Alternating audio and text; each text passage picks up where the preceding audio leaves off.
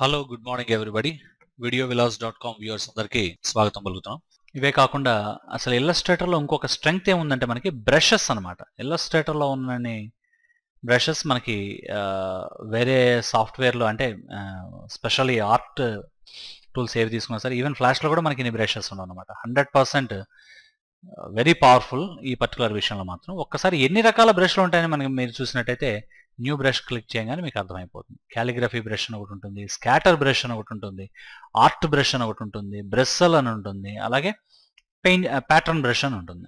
ఇన్ని రకాల బ్రష్లు ఉంటాయి. వీటిలో మనకి ముఖ్యమైనటువంటిది క్యాలిగ్రఫీకి ఒకటి రెగ్యులర్గా వాడుతుంటాం, అలాగే బ్రెస్సల్ కూడా మనం రెగ్యులర్గా వాడుతుంటాం. బ్రెస్సల్ ఎందుకు పాపులర్ అంటే ఉదాహరణకి మీరు ఏదైనా స్ట్రోక్ ఇట్లా అన్న తర్వాత దీని మీద బ్రెస్సల్ అప్లై చేసి చూడండి మీకు ఎంత బ్యూటిఫుల్గా మనకి పెయింటింగ్లో వచ్చినట్టుగా వచ్చింది స్ట్రోక్ అంతా కూడా. మనకి ఇది ఒక వాటర్ కలర్ కానివ్వండి, లేకపోతే ఒక పెయింట్ ఎఫెక్ట్ ఎట్లయితే అట్లా వచ్చింది. ఇది మనకి పూర్వపు వర్షన్స్లో ఇల్లస్ట్రేటర్లో ఉండేది కాదు.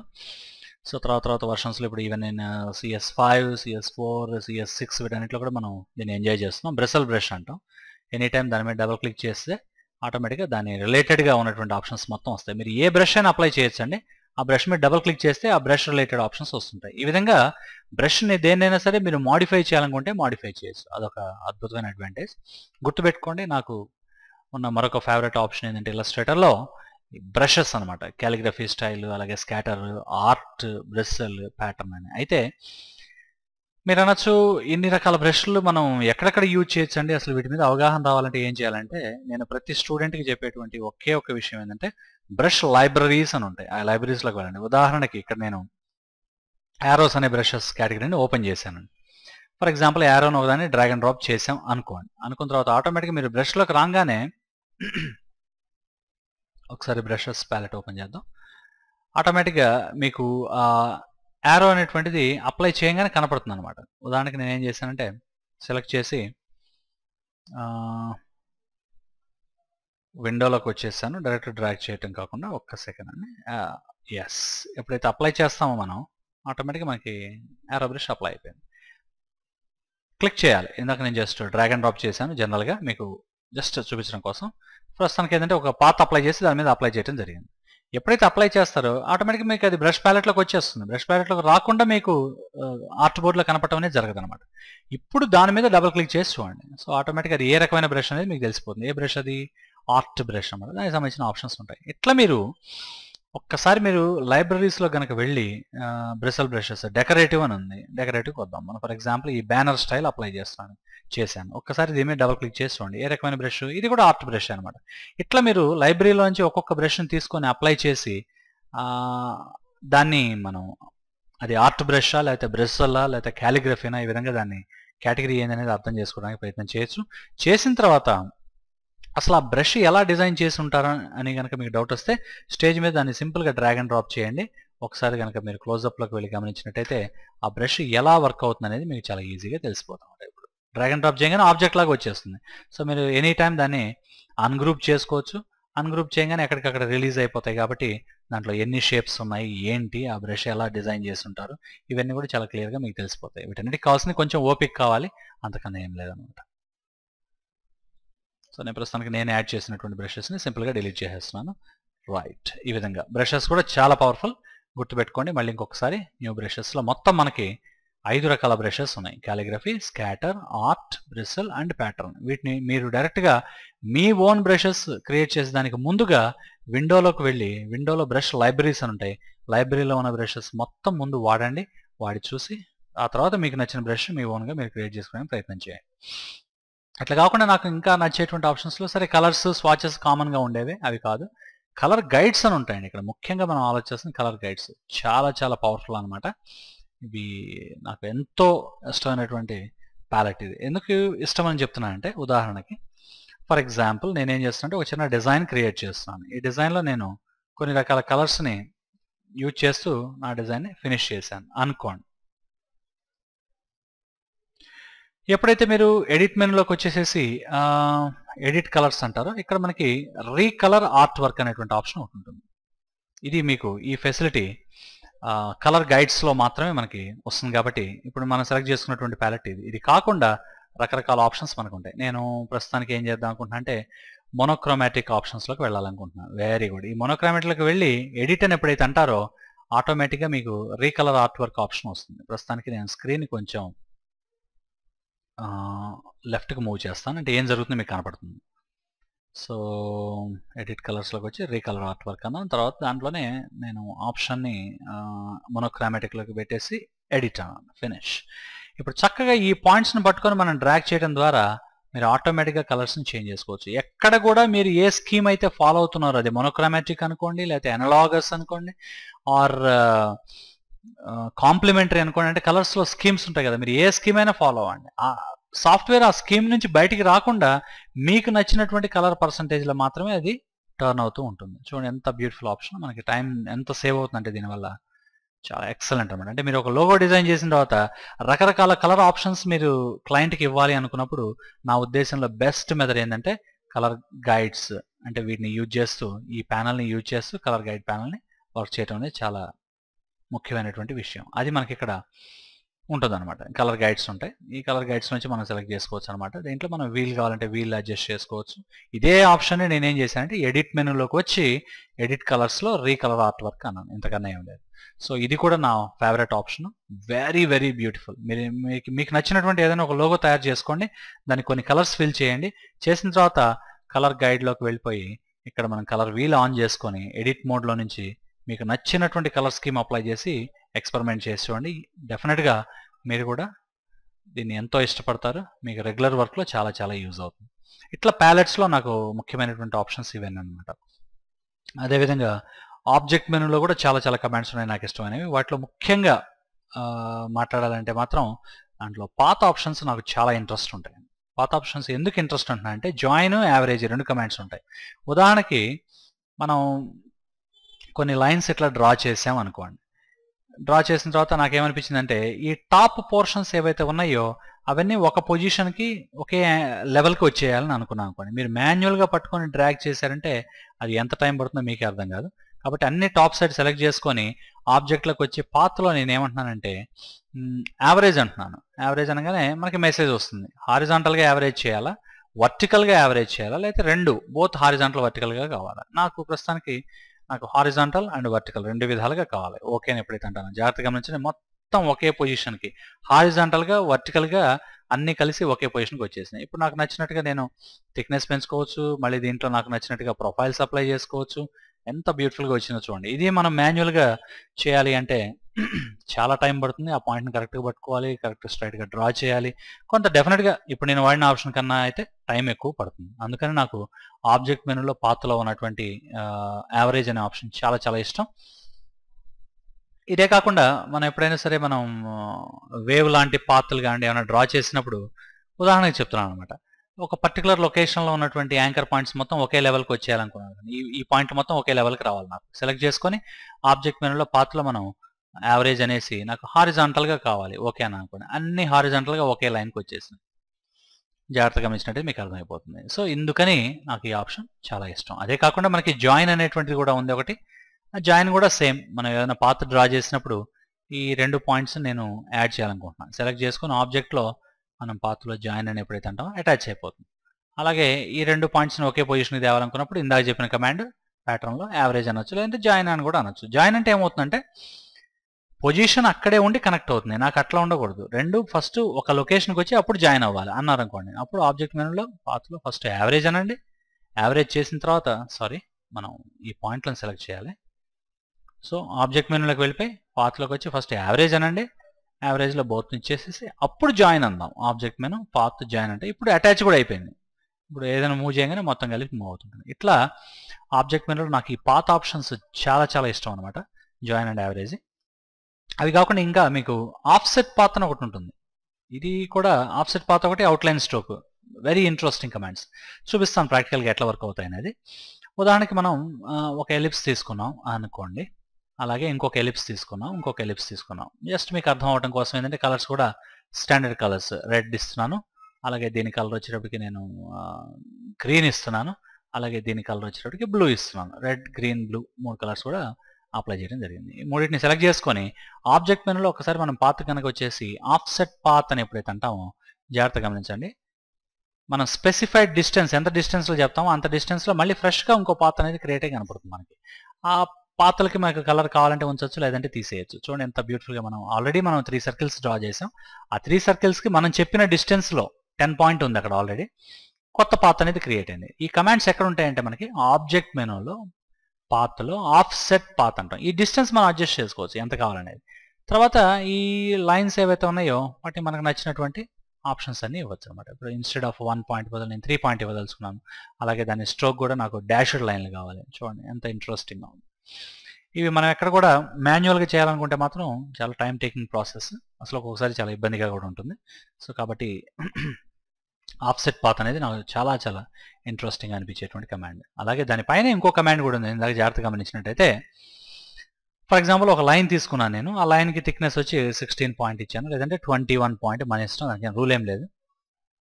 ఫర్ ఎగ్జాంపుల్ ఇప్పుడు నాకు ఇది షేప్ కింద కన్వర్ట్ అవ్వాలి అనుకోండి. అంటే యాక్చువల్గా ఇది లైన్ అనమాట, నాకు అట్లా కాకుండా ఇది ఒక రెక్టాంగిల్ లాగా అయిపోవాలి నాకు అనుకున్నాం అనుకోండి. అప్పుడు ఆ సిచ్యువేషన్లో మనకు ఉన్నటువంటి అద్భుతమైన కమాండ్ ఏంటంటే ఆబ్జెక్ట్ మెనూలో పాత్లో అవుట్లైన్ స్ట్రోక్ అని ఒక కమాండ్ ఉంటుంది. ఫినిష్, దట్స్ జాగ్రత్తగా గమనించండి. అవుట్లైన్ స్ట్రోక్ అని ఎప్పుడైతే అన్నామో మనకి అదొక షేప్ కింద కన్వర్ట్ అయిపోయింది. అంటే ప్రస్తుతానికి అవుట్లైన్ ఏమీ లేదు దీనికి. అవుట్లైన్ మళ్ళీ మనం ఇచ్చుకోవాల్సి ఉంటుంది. సెలెక్ట్ చేసుకొని మనకు నచ్చినటువంటి అవుట్లైన్, నాకు రెడ్ కలర్ కావాలి, వెరీ గుడ్. థిక్నెస్ ఎంత కావాలి, వెరీ గుడ్, మీకు నచ్చినంత ఇచ్చేసాం.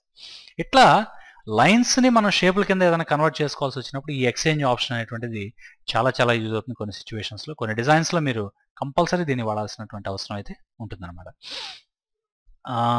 అలా అయితే ఇంకా నెక్స్ట్ మనకి add remove anchor points, very interesting. ఇది చెప్తాను ఎందుకు నాకు ఇంట్రెస్ట్ అనేది. ఉదాహరణకి నాకు ఒక లైన్ డ్రా చేశాను. ఇప్పుడు దీంట్లో ఎన్ని యాంకర్ పాయింట్స్ ఉన్నాయనేది మీరు క్లియర్గా చెప్పచ్చు అనమాట. ఎన్ని ఉన్నాయి మనకి పాయింట్స్? ఇక్కడ ఒక పాయింట్ ఉంది, ఇక్కడ ఒక పాయింట్ ఉంది. నాకు ఎగ్జాక్ట్లీ మిడిల్లో ఇంకో పాయింట్ కావాలి.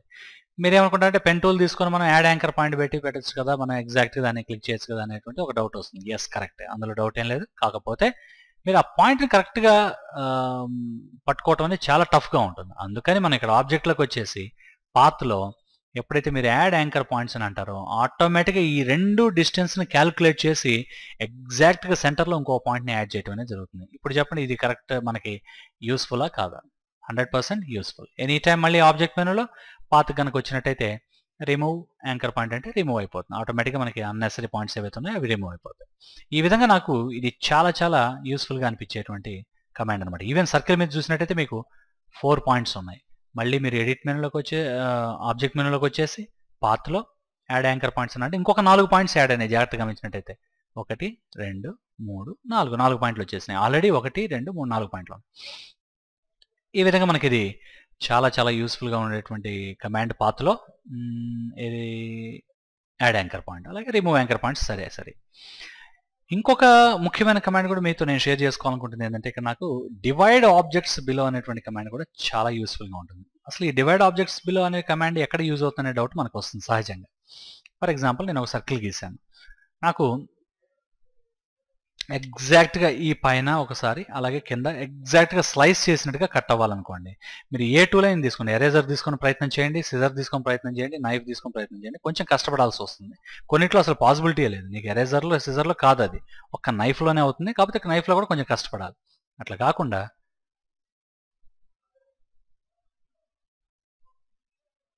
మీరు ఒక లైన్ డ్రా చేయండి. ఇప్పుడు మనం ఈ లైన్ సెలెక్ట్ చేసుకొని ఆబ్జెక్ట్ మెనూలో పాత్లో డివైడ్ ఆబ్జెక్ట్స్ బిలో అంటున్నాను నేను. ఫినిష్. అలాగే ఇంకో లైన్ సెలెక్ట్ చేసుకొని ఆబ్జెక్ట్లో పాత్లో డివైడ్ ఆబ్జెక్ట్స్ బిలో అంటున్నాను. ఫినిష్. అయిపోయింది. ఇది ఒక సపరేట్ పీస్ అయిపోయింది, ఇది ఒక సపరేట్ పీస్ అయిపోయింది. ఇట్లా మనకు నచ్చినట్టుగా చక్కగా పర్ఫెక్ట్గా ఒక పర్టికులర్ లొకేషన్లో మీరు దేనైనా కట్ చేయాలనుకున్నప్పుడు మనకు ఉన్నటువంటి అద్భుతమైన కమాండే డివైడ్ ఆబ్జెక్ట్స్ బిలో. దానికి ఎప్పుడు స్ట్రైట్ లైనే ఉండాల్సిన అవసరం లేదండి, గుర్తుపెట్టుకోండి. మీకు నచ్చినట్టుగా పెన్ టూల్తో పాత్ డ్రా చేయండి. ఇప్పుడు నాకు ఈ పర్టికులర్ షేప్లో నాకు కట్ అవ్వాలి. సెలెక్ట్ చేసుకొని ఆబ్జెక్ట్ మెనూ కనుక వస్తే పాత్ డివైడ్ ఆబ్జెక్ట్స్ బిలో అని ఉంటుంది. ఇక్కడ మనం క్లిక్ చేయగానే ఫినిష్, కట్ అయిపోయింది. ఈ విధంగా మనం స్లైస్ చేసుకోవచ్చు. ఇవన్నీ కూడా మనకి ఆబ్జెక్ట్ మెనూలో పాత్లో ఉండేటువంటి బ్యూటిఫుల్ ఆప్షన్స్. సో ప్రస్తుతానికి మనం జాయిన్ చూసే నాకు ఇష్టమైనవి ఎస్పెషల్లీ. మరి మీలో కొంతమంది వీటిని ఇష్టపడచ్చు, పడకపోవచ్చు, అది వేరే విషయం. కానీ నేను నాకున్న అనుభవంలో నాకు చాలా చాలా ఇంట్రెస్టింగ్ అనిపించినటువంటి కమెంట్స్లో ఇవి ముఖ్యమైనవి అనమాట. పాత ఆప్షన్స్ చాలా చాలా ఇంట్రెస్టింగ్ నాకు. జాయిన్ ఒకటి, యావరేజ్ ఒకటి, 2 చూపించాను నేను. అలాగే అవుట్లైన్ స్ట్రోక్, ఆఫ్సెట్ పాత్ కూడా చూపించాను. అలాగే add anchor, delete anchor, divide ఇప్పుడే చూపించాను మీకు. అయితే స్ప్లిట్ ఇంటూ గ్రిడ్ అనేది ఏంటి, అసలు ఎందుకు యూజ్ అవుతుంది, ఎలా యూజ్ అవుతుంది అనే డౌట్ కూడా ఉంటుంది. ఉదాహరణకి మనకు ఒక రెక్టాంగిల్ కానీ స్క్వేర్ ఉందని అనుకున్నాం. దీన్ని ఈక్వల్గా ఉన్నటువంటి కొన్ని బాక్సుల కింద డివైడ్ చేయాలనుకున్నప్పుడు ఆబ్జెక్ట్ మెనూలోకి వచ్చేసేసి పాత్లో మనం స్ప్లిట్ ఇంటూ గ్రిడ్ అని ఎప్పుడైతే క్లిక్ చేస్తామో మనకి మెసేజ్ వచ్చేస్తుంది. ఎలా కావాలి, నెంబర్ ఆఫ్ రోస్ ఎన్ని కావాలి, కాలమ్స్ ఎన్ని కావాలి. నేను ఫేవరెట్ నెంబర్ 3 టైప్ చేస్తున్నాను. అయితే మీకు నచ్చినటువంటి నెంబర్ ఏదైనా టైప్ చేసుకోవచ్చు. నేను 7 టైప్ చేసి ఎప్పుడైతే ప్రివ్యూ ఆన్ చేసి ఓకే అంటానో ఫినిష్. జాగ్రత్తగా గమనించండి, మీకు డివైడ్ అయిపోయినాయి. అన్నీ కూడా ఈక్వల్ సైజుగా కంప్యూటరే మొత్తం క్యాలిక్యులేట్ చేసుకొని మీకు బాక్సెస్ కింద డివైడ్ చేయడం అనేది జరిగింది. ఇప్పుడు చెప్పండి, ఇది బ్యూటిఫుల్ ఆప్షనా కాదా? 100% మీరు ఎంజాయ్ చేయగలిగినటువంటి ఆప్షనే. ఇప్పుడు ఏవైతే డివైడ్ అయిపోయినాయో వీటిని మనం ఆబ్జెక్ట్ మెనూలో మొట్టమొదటి వీడియో క్లిప్స్లో మీకు ఎక్స్ప్లెయిన్ చేశాను. ట్రాన్స్ఫార్మ్ ఈచ్ అనేటువంటి కమాండ్ యూజ్ చేయడం ద్వారా మనం చక్కగా వాటి పొజిషన్స్ని మూవ్ చేయొచ్చు. అలాగే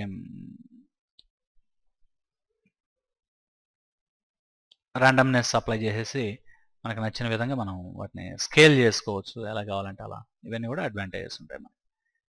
ఎప్పుడైతే ఓకే అంటామో ఆటోమేటిక్గా అవి ర్యాండమ్గా అట్లా మూవ్ అయ్యి మనకు కనపడతాయి. వీటిని మనం డిజైన్స్లో ఎక్కడైనా సరే, నాకు ఒక బుక్ కవర్ పేజ్ ఉందని అనుకోండి రఫ్లీ, ప్రస్తుతానికి ఏం లేదు. దీంట్లో మనం చక్కగా ఇవన్నీ సెలెక్ట్ చేసేసి మనకు నచ్చినటువంటి ఒక బ్యూటిఫుల్ కలర్ ఇచ్చేసేద్దాం.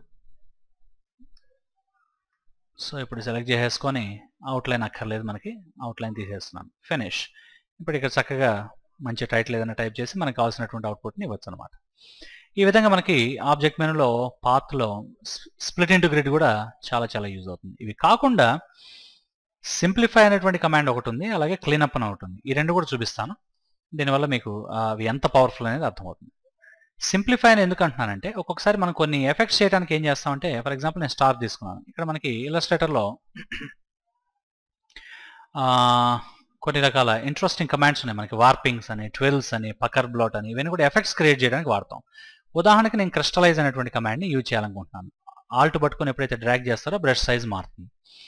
ఇట్లా క్రిస్టలైజ్ యూజ్ చేసాం అనమాట. క్రిస్టలైజ్ యూజ్ చేయగానే జాగ్రత్తగా గమనించండి, ఆటోమేటిక్గా ఇల్లస్ట్రేటర్ ఎన్నో యాంకర్ పాయింట్స్ని బై డిఫాల్ట్ యాడ్ చేసేసింది. ఇది మీ కంట్రోల్లో లేదనమాట. ఇది ఇంకా చూడండి, ఎన్నో యాంకర్ పాయింట్స్ వచ్చినాయి. ఇప్పుడు వీటిని అడ్జస్ట్ చేయాలనుకోండి, అప్పుడు మనం ఆబ్జెక్ట్ మెనూలో పాత్లోకి వచ్చేసేసి సింప్లిఫై అనేటువంటి కమాండ్ని యూజ్ చేయడం ద్వారా ఒకసారి ప్రివ్యూ కనుక ఆన్ చేసుకున్నట్టయితే కర్వ్ ప్రెసిషన్ ఎంత ఉండాలి, మోర్ ఆర్ లెస్, తక్కువ ఉండాలి ఎక్కువ ఉండాలి, యాంగిల్ థ్రెషోల్డ్ ఎంత ఉండాలి, తక్కువ ఎక్కువ అనేది, ఇవన్నీ పాయింట్స్ని యాడ్ చేస్తూ మనం మనకు నచ్చిన విధంగా అడ్జస్ట్ చేసుకునేటువంటి పరిస్థితి ఉంటుంది. మ్యాక్సిమం తగ్గించేసాను ఇక్కడ. ఒరిజినల్ 222 ఉన్నాయి, ఇప్పుడు 265 అయింది. 212 చేసాం. స్ట్రైట్ లైన్స్ కావాలనుకోండి 3 పాయింట్స్ అయిపోతుంది. షో ఒరిజినల్ అన్నామంటే ఒరిజినల్కి దీనికి ఎంత తేడా వచ్చింది అనేది మీరు చూసుకోవచ్చు అనమాట. 221. సో దీంట్లో ఇక మనం మ్యాక్సిమం కంట్రోల్ చేయగలిగినటువంటి పరిస్థితి ఇంతేనమాట. అయితే అన్ని సమయాల్లో ఇట్లాగే ఉంటుంది అనుకోవాల్సిన అవసరం లేదు. కొన్ని ఎఫెక్ట్స్లో మనకి డ్రాస్టిక్గా మనకి చేంజ్ వచ్చే పరిస్థితి అయితే ఉంటుంది. ఉదాహరణకి ఎలిప్స్ తీసుకుందాం. దాంట్లోనే పకర్ బ్లాట్లోనే ఈ ఆప్షన్ ఉంది కదా, ఎస్ ఇచ్చాను. ఇప్పుడు మీరు జాగ్రత్తగా గమనించండి, మనకు కొన్ని యాంకర్ పాయింట్స్ ఉన్నాయి. ప్రస్తుతానికి అయితే పెద్ద ఎక్కువ ఏం లేవు, బట్ మీకు స్టిల్ అర్థం అవడం కోసంగా నేను చూపిస్తున్నాను అనమాట. సో దీంట్లో ఆబ్జెక్ట్లోకి వచ్చేసి జాగ్రత్తగా మీరు పాత్లో కనుక సింప్లిఫై అని ఎప్పుడైతే అంటారో ఇక్కడ మీరు చాలా క్లియర్గా చూడొచ్చు. ఒరిజినల్గా మనకి 17 పాయింట్స్ ఉన్నాయి. ఎప్పుడైతే ప్రెసిషన్ వీటిని అడ్జస్ట్ చేస్తూ వచ్చామో ఆటోమేటిక్గా నెంబర్ ఆఫ్ పాయింట్స్ అనేటువంటివి మనకి ఇక్కడ తగ్గడం అనేది జరిగింది అనమాట. సో టోటల్గా ఇప్పుడు మనకి ప్రస్తుతానికి జాగ్రత్తగా చూసినట్టయితే original 17 points, after changing 7 points, అంటే ఒక 10 పాయింట్లు తగ్గించాం మనం. దాని ద్వారా ఎంత కర్వ్లో డిఫరెన్స్ వచ్చింది అనేది కూడా మీరు చాలా జాగ్రత్తగా ఇక్కడ చూసుకోవచ్చు అనమాట. ఇక్కడ పెద్ద డిఫరెన్స్ అయితే ఏం రాలేదు, ఓకే అనగా సరిపోతుంది. ఈ విధంగా నాకు చాలా చాలా ఇంట్రెస్టింగ్ అనిపించేటువంటి కమాండ్స్లో సింప్లిఫై కూడా ఒకటనమాట. ఇది కాకుండా క్లీనప్ చూడటానికి పెద్ద అవసరం లేదు అనిపిస్తుంది, కానీ క్లీనప్ చాలా యూస్ఫుల్ అండి. ఎందుకనేది నేను చెప్తాను. ఒక్కొక్కసారి మనం డిజైన్స్ చేస్తున్నప్పుడు మనకు తెలియకుండానే ఆర్ట్ గీసేస్తాం. గీసిన తర్వాత చూస్తాం ఫిల్ కలరు, స్ట్రోక్ కలర్ మొత్తం నన్లో ఉన్న సంగతి తర్వాత అర్థమవుతుంది మనకి. ఉదాహరణకి అన్ని గీసేసాను నేను. Okay, fill colour, stroke colour నార్మల్గా ఉందనుకోండి, ప్రాబ్లం లేదు. ఇన్ కేస్ ఇవి ఆఫ్లో ఉన్నప్పుడు మీరు ఇట్లా డ్రా చేశారు అనుకుందాం, ఇట్లా డ్రా చేశాను. కొన్ని మీకు ఇప్పుడు ఫిల్ స్ట్రోక్తో ఉన్నటువంటి ఆబ్జెక్ట్స్ కొన్ని ఉన్నాయి, ఫిల్ స్ట్రోక్ ఏమీ లేనటువంటి ఆబ్జెక్ట్స్ కూడా మీకు కొన్ని ఉన్నాయి.